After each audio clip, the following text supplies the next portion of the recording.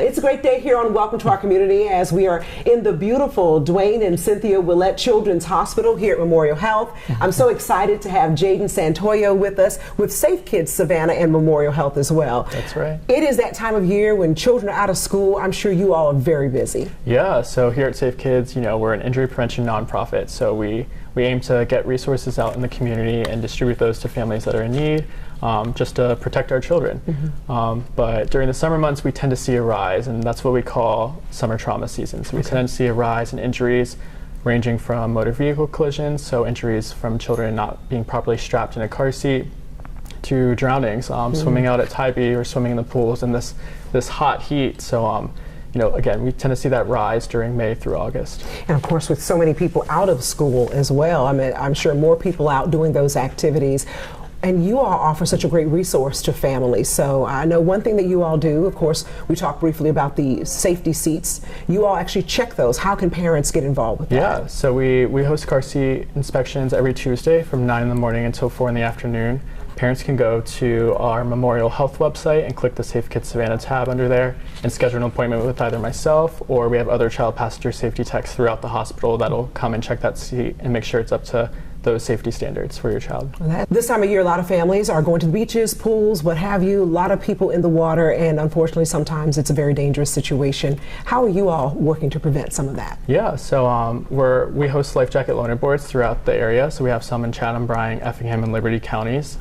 Life jackets that are just hanging there, free to use for the community. All we ask is that they return them after they're done boating or kayaking or swimming in the beaches, the creeks, the rivers, whatever it may be.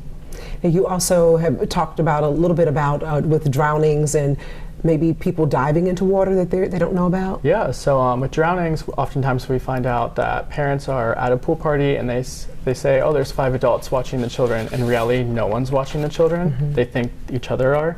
So we just want to remind parents and caregivers to designate that water watcher, as we call it here at Safe Kids. And that person is responsible for keeping their eye on the water, whether it's the pool, the beach, you're swimming in a lake, whatever it may be. That person for 20 minutes is watching the water and then go ahead and pass that responsibility off to the next responsible adult.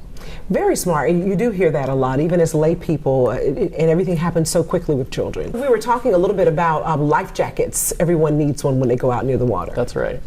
Yeah, so with any life jacket, you just want to make sure it's Coast Guard approved, and you can find that out by looking in the middle, and it'll state that it's Coast Guard approved. There's many life jackets, or I guess fake life jackets that we would say, that parents and caregivers think would be safe for their child, but they're not. They don't have that stamp of approval, so therefore they're not actually gonna, keep your child safe if an accident were to happen in the water.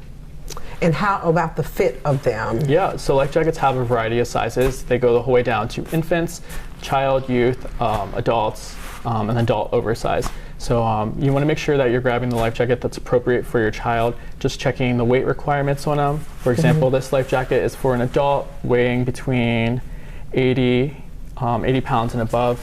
That might have different weight requirements for a child's life jacket, but just making sure you grab the right size for them. And then properly putting it on. So you don't want to have the life jacket too loose on your child. You want to make sure it's nice and tight by go ahead and clipping all these buckles down here and then pulling to make it tight. You'll see oftentimes in our child size life jackets that they have an extra strap at the bottom in between the legs, and that's to help them from not sliding out if they were to fall in the water. Oh, wonderful.